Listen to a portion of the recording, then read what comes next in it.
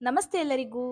ಇವತ್ತು ನಾವು ಕರ್ನಾಟಕ ಅಂಚೆ ವೃತ್ತ ನೇಮಕಾತಿ 2026 ಇದರ ಹುದ್ದೆಗಳ ಬಗ್ಗೆ ತಿಳಿದುಕೊಳ್ಳೋಣ. ಇದರಲ್ಲಿ ಒಟ್ಟು 1023 ಹುದ್ದೆಗಳಿವೆ.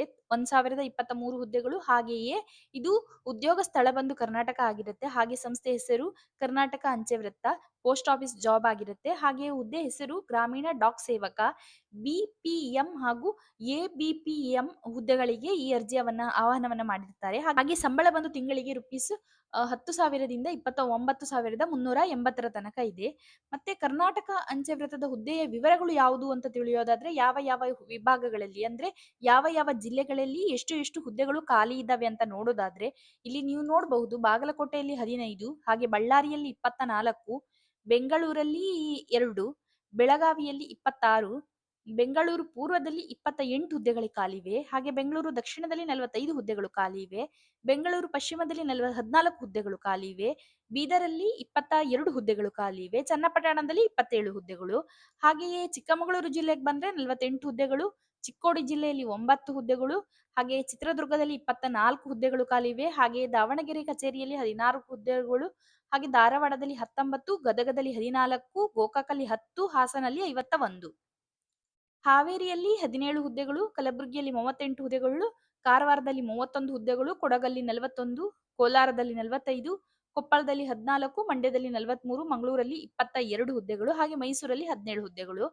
ಮತ್ತೆ ಸಿರ್ಸಿಯಲ್ಲಿ 27 ಹುದ್ದೆಗಳು, ಹಾಗೆ ತುಮಕೂರಲ್ಲಿ 62 ಹುದ್ದೆಗಳು, ಉಡುಪಿಯಲ್ಲಿ 38 ಹುದ್ದೆಗಳು, ವಿಜಯಪುರದಲ್ಲಿ 27 ಹುದ್ದೆಗಳು, ಹಾಗೆಯೇ ಕೊನೆಯದಾಗಿ ಯಾದಗಿರಿಯಲ್ಲಿ 15 ಹುದ್ದೆಗಳು ಖಾಲಿ ಇದ್ದಾವೆ. ಇದರಲ್ಲಿ ನಿಮ್ಮ ಜಿಲ್ಲೆ ಯಾವುದು ಅಂತ ನೋಡಿ ನೀವು ಇದರಲ್ಲಿ ಅರ್ಜಿಯನ್ನ ನೀವು ಸಲ್ಲಿಸಬಹುದು. ಸರಿನಾ?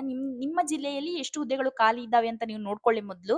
ಅರ್ಜಿಯನ್ನ ಅಪ್ಲಿಕೇಶನ್ ಹಾಕೋಕ್ಕಿಂತ ಮುಂಚೆ ಆ ಜಿಲ್ಲೆಯಲ್ಲಿ ಎಷ್ಟು ಹುದ್ದೆಗಳು ಖಾಲಿ ಇದ್ದಾವೆ ಅಂತ ನೋಡ್ಕೊಂಡು ನೀವು ಅರ್ಜಿಯನ್ನ ಹಾಕ್ಬಹುದು. ಸರಿನಾ? ನಿಮ್ದು 10 ಪಾಸ್ ಆಗಿದ್ರೆ ನೀವು ಖಂಡಿತವಾಗಿಯೂ ಇದಕ್ಕೆ ಅರ್ಜಿಯನ್ನ ಹಾಕಿ. ಮತ್ತೆ ಮುಂದೆ ನೋಡೋದಾದ್ರೆ ಕರ್ನಾಟಕ ಅಂಚೆ ವೃತ್ತದ ವೇತನ ವಿವರಗಳ ಬಗ್ಗೆ.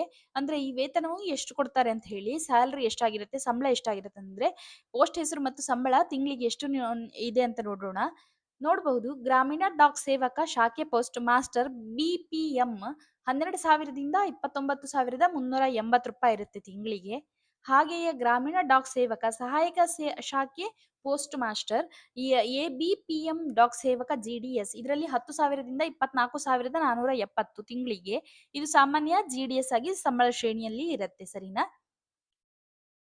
ಮುಂದೆ ನೋಡೋದಾದ್ರೆ ನಾವು ಕರ್ನಾಟಕ ಅಂಚೆ ವೃತ್ತ ನೇಮಕಾತಿ 2026 ಅರ್ಹತಾ ವಿವರಗಳ ಬಗ್ಗೆ ತಿಳಿದುಕೊಳ್ಳೋದಾದ್ರೆ ಶೈಕ್ಷಣಿಕ ಅರ್ಹತೆ ಬಂದು ಕರ್ನಾಟಕ ಅಂಚೆ ವೃತ್ತದ ಅಧಿಕೃತ ಅಧಿಸೂಚನೆಯ ಪ್ರಕಾರ ಅಭ್ಯರ್ಥಿಯು ಯಾವುದೇ ಮಾನ್ಯತೆ ಪಡೆದ ಮಂಡಳಿಗಳು ಅಥವಾ ವಿಶ್ವವಿದ್ಯಾಲಯಗಳಿಂದ 10ನೇ ತರಗತಿಯನ್ನು ಪೂರ್ಣಗೊಳಿಸಿರಬೇಕು. ಅಂದ್ರೆ ನೀವು 10ನೇ ತರಗತಿಯನ್ನ ಪೂರ್ಣ ಮಾಡಿದ್ರೆ ಈ ಜಾಬಿಗೆ ನೀವು ಅಪ್ಲಿಕೇಶನ್ ಹಾಕಬಹುದು.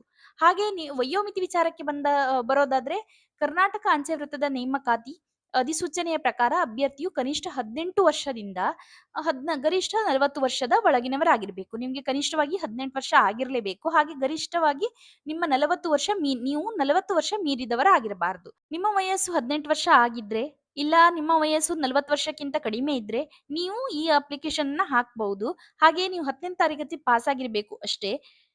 ಮುಂದೆ ವಯೋಮಿತಿ ಸಡಿಲಿಕೆ ನೋಡೋದಾದ್ರೆ ಇಲ್ಲಿ ನೀವು ನೋಡಬಹುದು. ಒಬಿಸಿ ಅಭ್ಯರ್ಥಿಗಳು 3 ವರ್ಷದ ತನಕ, ಎಸ್ಸಿ ಎಸ್ಟಿ ಅಭ್ಯರ್ಥಿಗಳು 5 ವರ್ಷ ತನಕ, ಪಿಡಬ್ಲ್ಯೂಡಿ ಅಲ್ಲಿ 10 ವರ್ಷ ತನಕ, ಹಾಗೆಯೇ ಪಿಡಬ್ಲ್ಯೂಡಿ ಒಬಿಸಿ ಅಲ್ಲಿ ಅಭ್ಯರ್ಥಿಗಳು 13 ವರ್ಷ, ಅಲ್ಲಿ ಪಿಡಬ್ಲ್ಯೂಡಿ ಸಾಮಾನ್ಯದಲ್ಲಿ 10 ವರ್ಷ ಆಯ್ತಾ. ಆಮೇಲೆ ಪಿಡಬ್ಲ್ಯೂಡಿ ಒಬಿಸಿ ಅಲ್ಲಿ 13 ವರ್ಷ, ಪಿಡಬ್ಲ್ಯೂಡಿ ಎಸ್ಸಿ ಎಸ್ಟಿ ಅಲ್ಲಿ ಅಭ್ಯರ್ಥಿಗಳು 15 ವರ್ಷ.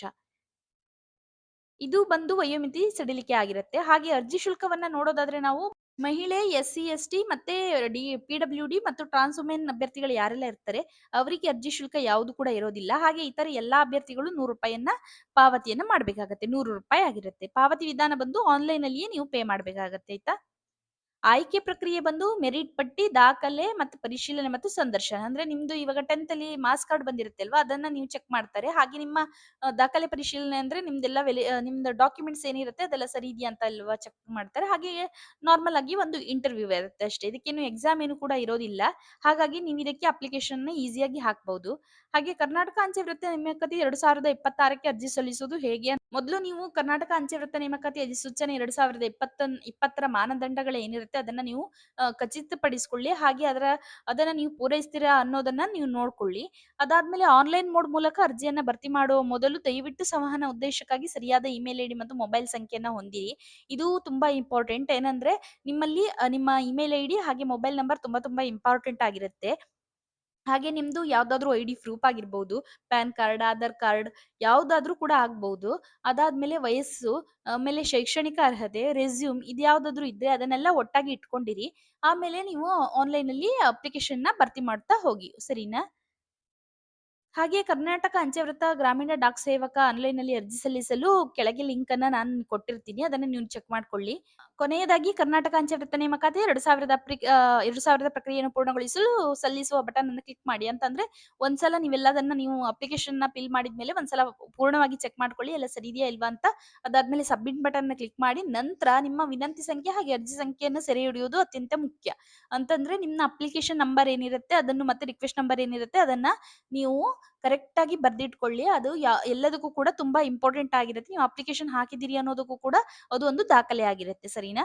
ಅದಾದ್ಮೇಲೆ ಪ್ರಮುಖ ದಿನಾಂಕಗಳು ಯಾವುದು ಅಂತ ನೋಡೋದಾದ್ರೆ ಆನ್‌ಲೈನ್‌ನಲ್ಲಿ ಅರ್ಜಿ ಸಲ್ಲಿಸಲು ಪ್ರಾರಂಭವಾದ ದಿನಾಂಕ ಆಲ್ರೆಡಿ ಆಗಿದೆ. 31 ಜನವರಿಯಿಂದ 31 ಜನವರಿ 2026 ಹಾಗೆ ಆನ್‌ಲೈನ್‌ನಲ್ಲಿ ಅರ್ಜಿ ಸಲ್ಲಿಸಲು ಕೊನೆಯ ದಿನಾಂಕ ಬಂದು 14 ಫೆಬ್ರವರಿ 2026. ಅರ್ಜಿ ಶುಲ್ಕವನ್ನು ಪಾವತಿಸಲು ಕೊನೆಯ ದಿನಾಂಕ ಬಂದು 16/2/2026.